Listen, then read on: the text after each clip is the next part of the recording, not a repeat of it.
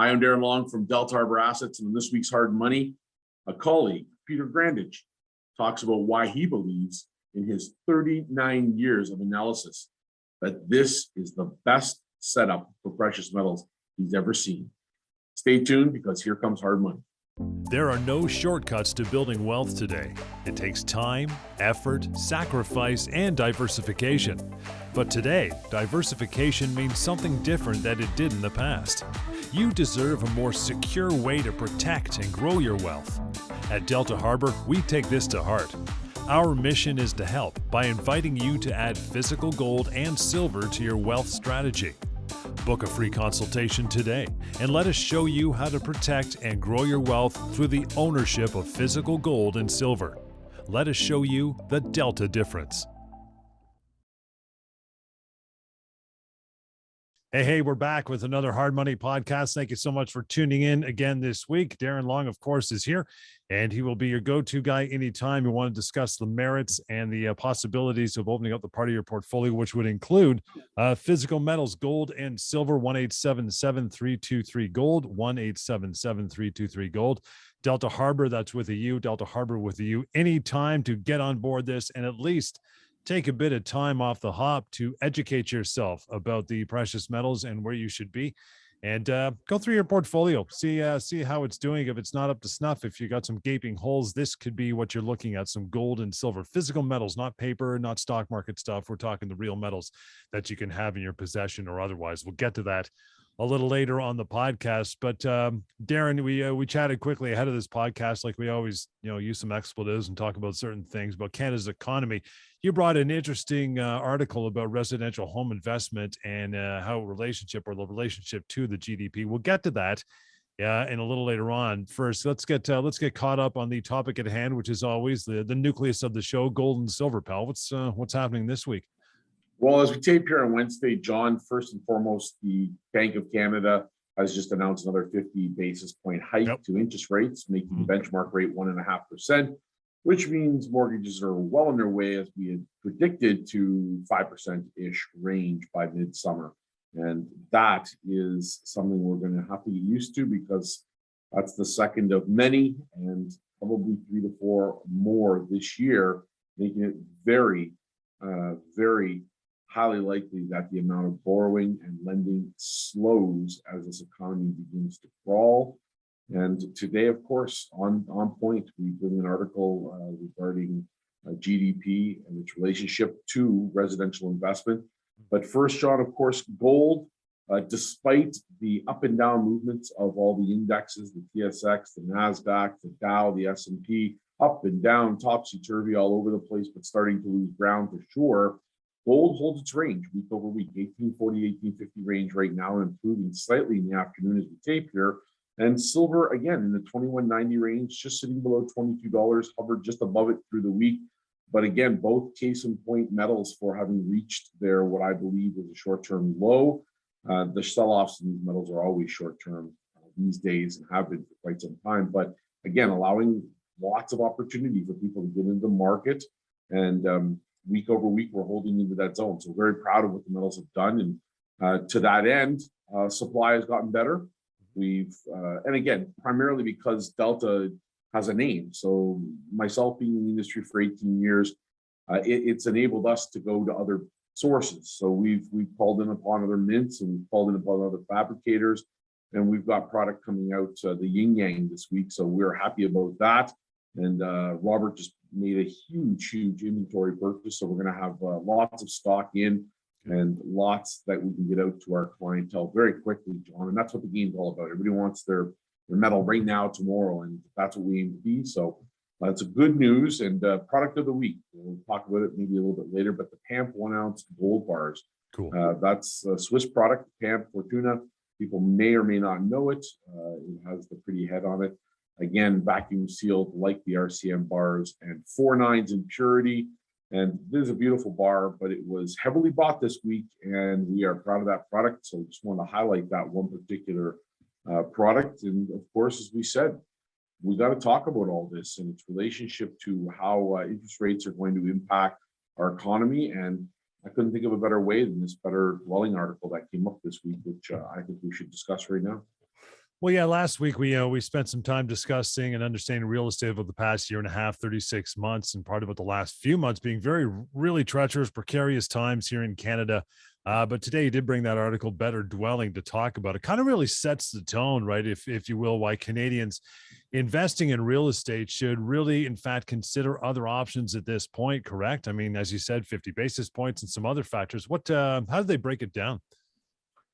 Well, Better Dwelling is always constantly bringing us up to speed on what's happening in the real estate market. It's some of it good, of course. When times were good, those articles were all talking about the tremendous opportunities and what was happening and how Canadians were making a bundle, and they did. And I think people should be proud of that, John. I want to make it very clear that once we cut behind the scenes, and we get rid of all the bullshit that's in front of it, and we remove all of this, Canadians have been very successful, and they should be proud of that. If you're a viewer listening to this, congratulations.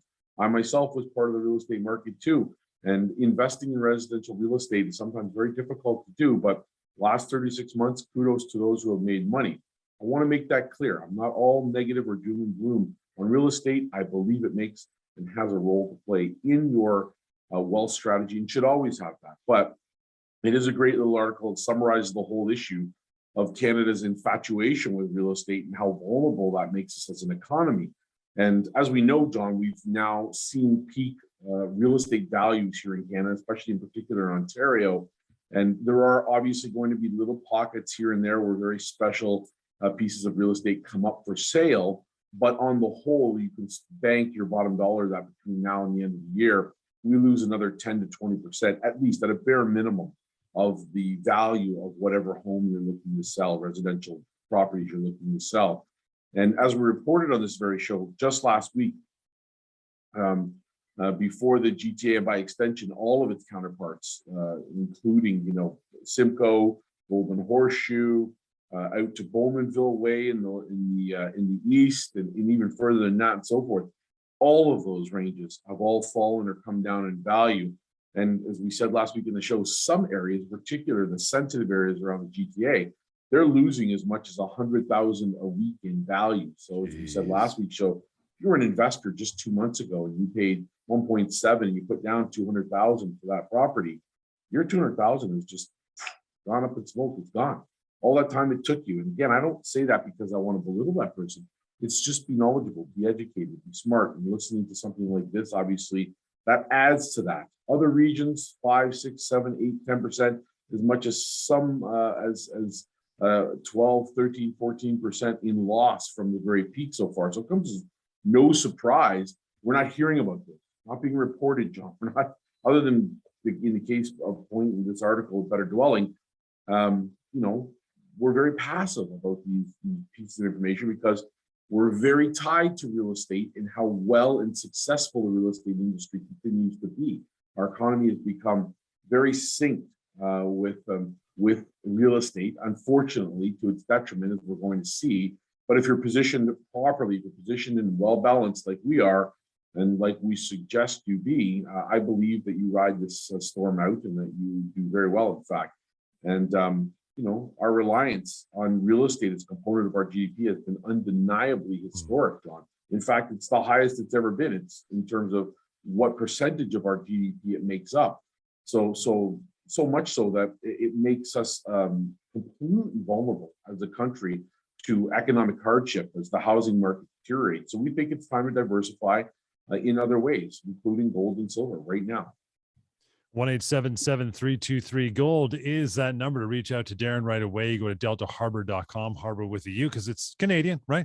You can click on the e-store actually and start investing on your own even before that phone call. It's interesting, that article, Better Dwelling, you're talking about had the headline is Canadian real estate was responsible for nearly half of GDP growth last quarter. That alone, that headline, makes me think that people just don't know the facts, but it's also alarming to a great extent, right? It is.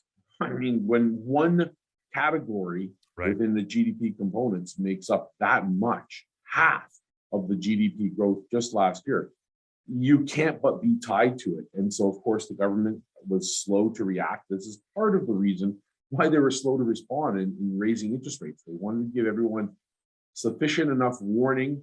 They wanted to make sure everybody knew that this was going to happen in order to prevent a hard fall. But it's too little too late, in my opinion, because as we've seen, John, exuberance begets exuberance, I suppose, is all these very house horny investors piled into the suburbs and condos and detached dwellings, along with the ones building their Airbnb portfolios or their Verbo portfolios, and everyone did the same thing, John.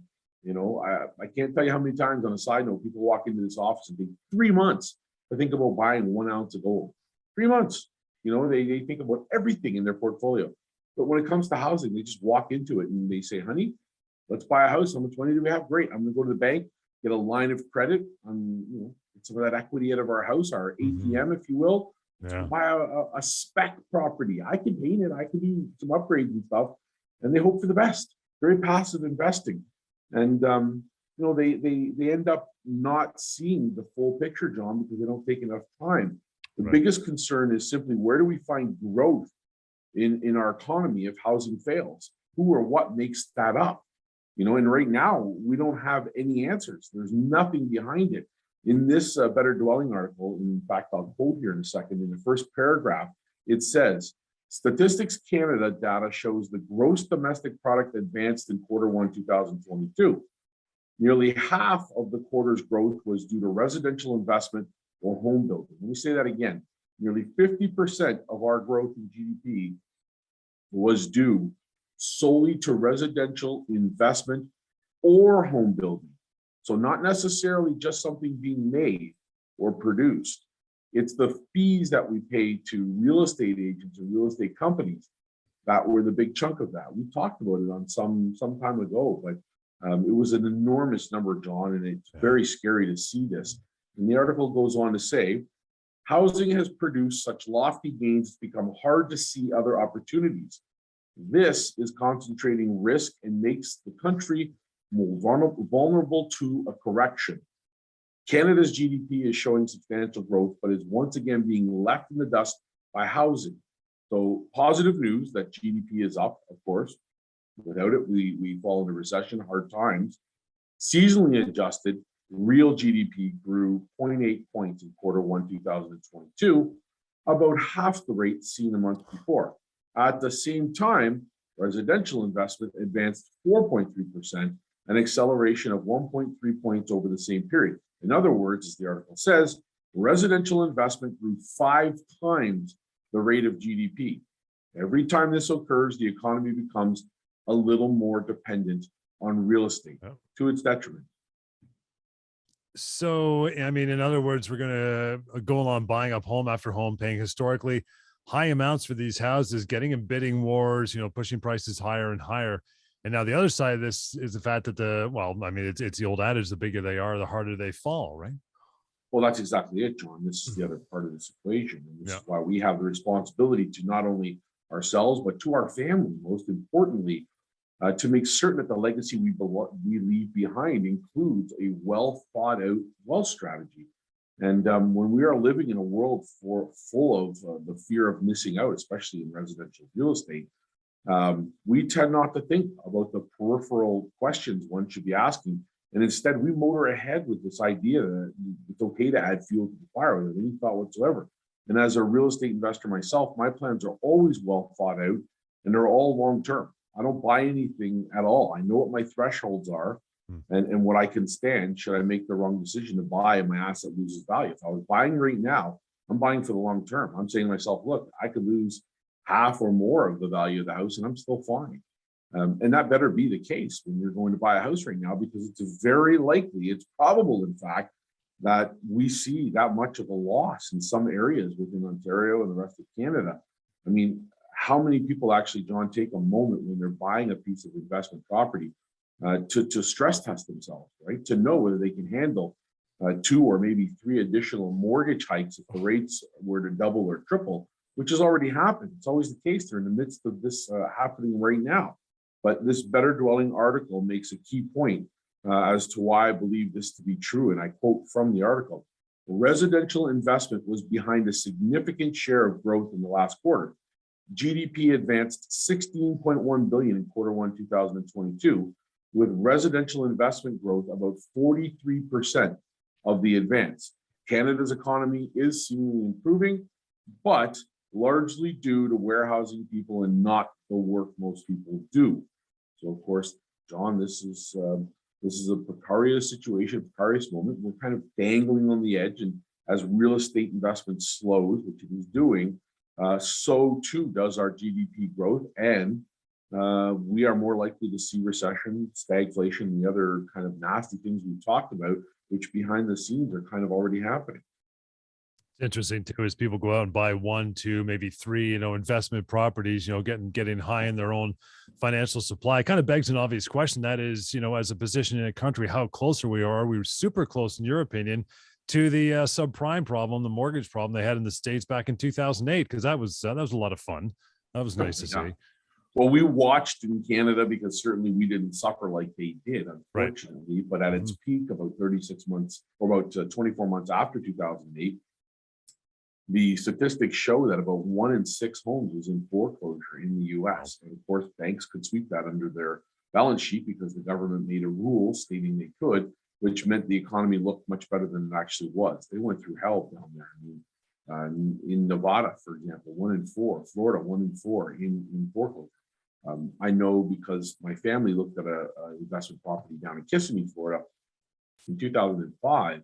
That property was $525,000, prime location, rent throughout the year, make a fortune killing, southern exposure pool. Everybody knows the type, double master, finished garage, the whole 9 yards.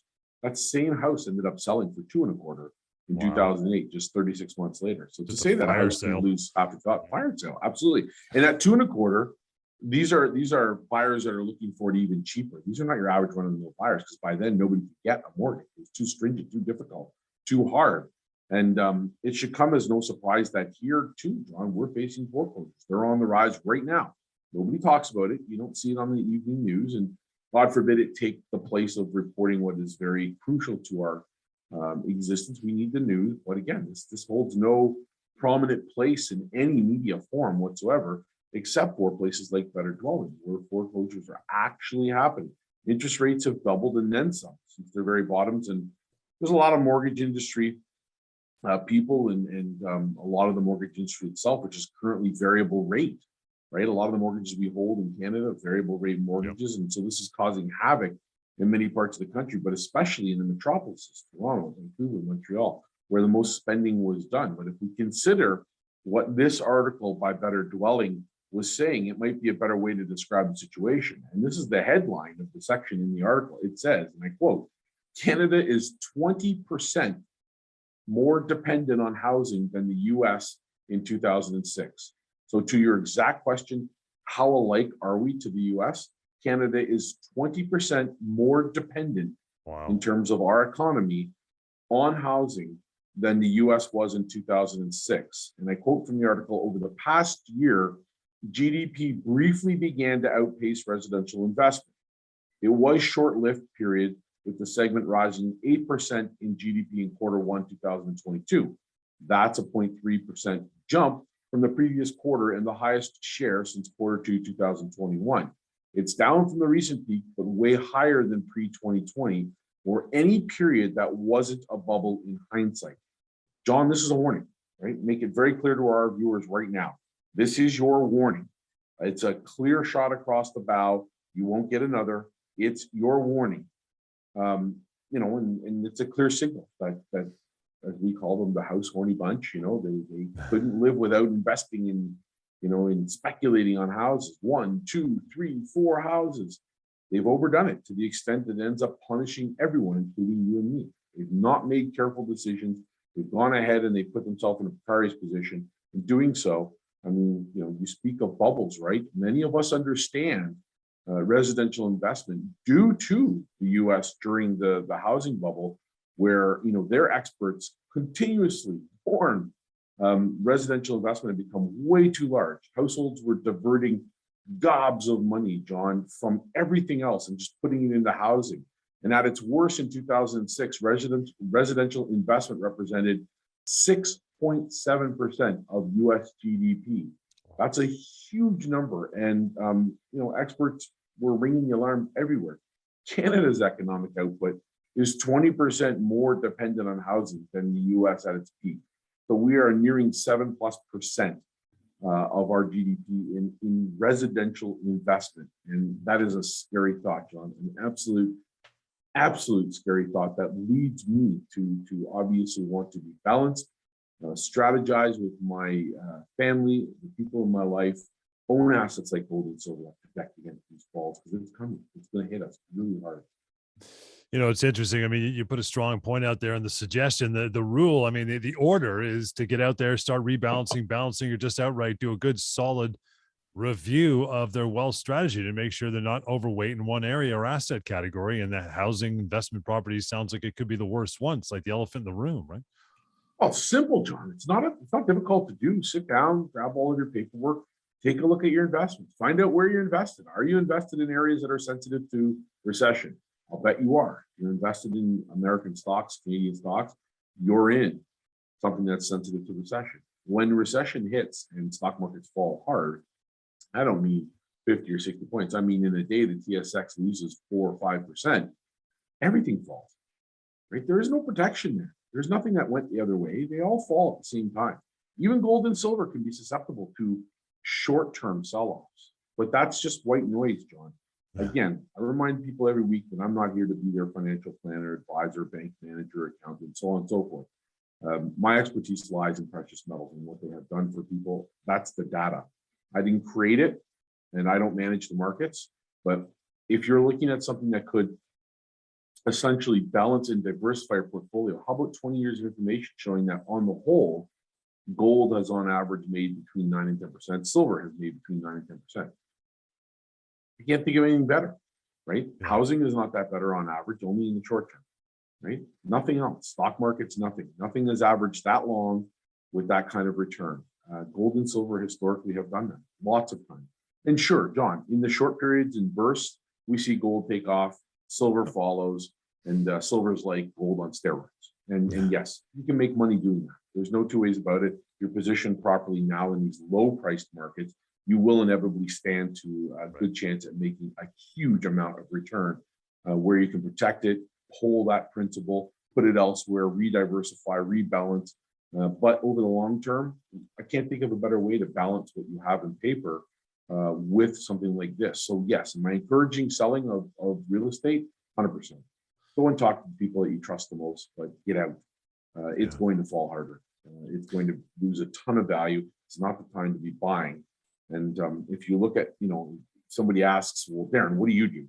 I have a balanced and diversified portfolio. It includes tons of assets, real estate, which is one of them. But also it includes physical gold and silver, gold bars, gold coins, silver bars, silver coins. I put it into my registered accounts. I store it and I use the vaults just like our clients do. I believe in the exact thing that I'm talking about, and I use it every day to make a difference in my wealth strategy for my family. Does it afford me the extra vacation? You're damn right it does. Does it afford me the ability to have my own business and run it how I see fit? You're damn right it does. All of that came because I smartened up 18 years ago and decided to take a path that very few travel, which was to own physical gold and silver. So I thank the high heavens every day that I'm in that market. But gold and silver have just completed a very nice little simple oversold phase. We've just come off of that. We spent a week in the same price range, which is great for averages, building a brand new base. If you look at a chart of gold, I do not believe whatsoever that gold has much more downside here at all. The risk reward looks very good at this point in time. And I think that both gold and silver here over the next couple of months show us some nice shining moments, John. I think that we're going to advance in that throughout the rest of this year, especially come fall. Man, the fireworks are going to start. So you've got your opportunities coming into the summer now, the cost average to add positions, do all that. And I believe both gold and silver have already begun a new cycle that started very, very short while ago.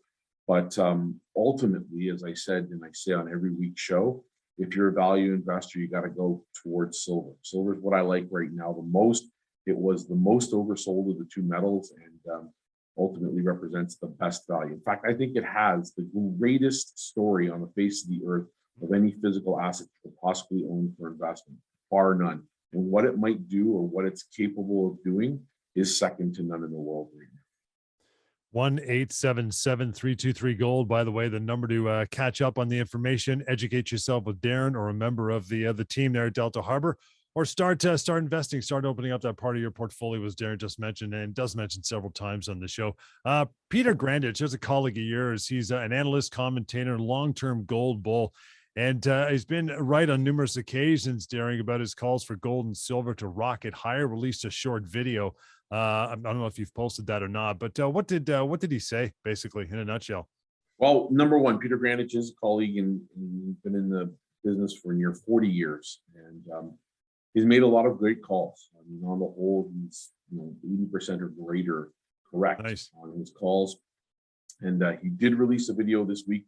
I pay attention because he doesn't make that stuff too public too often, but I do pay attention, and we did share it socially, so it's on there. Maybe we'll put it in the newsletter. He agrees, number one, inflation is way out of control. We're looking at another 2 or 3 years of this, and it's going to continue. The Feds in the US, here in Canada, other places in the world, too little, too late. Doesn't matter how fast they crank those interest rates, the damage is done. The cheap money was out for too long. The cat's out of the bag now. People know it. Now everybody's playing the chase game, and you know what happens when you play chase, right? Last in, first out. It's real estate investors' worst nightmare, which is occurring right now. He agrees also, as we said last week, that interest rate hikes are one of the only ways to cure the problem. It's the best medicine for the problem. It's too little too late. But he also says in this video that, and he calls it this, it's the title, it is the most bullish precious metal setup in his 38-year career. Wow. And he basically tells the viewers he's out of the market since last fall.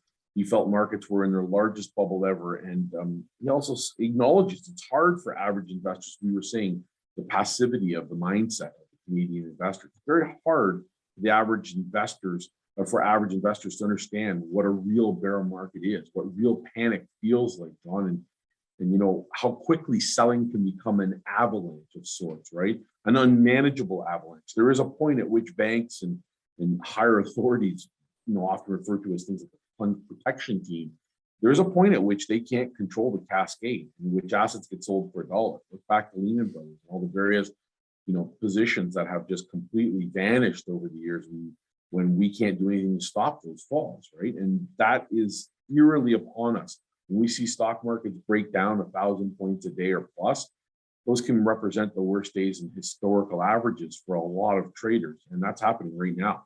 So ultimately, does it pay off to pay attention to people like Peter Grandich? Sure it is.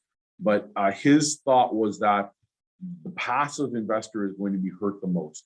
Seniors are going to be amongst the hardest hit in this inflationary environment because they're fixed income, right? So they're going to be among the hardest hit.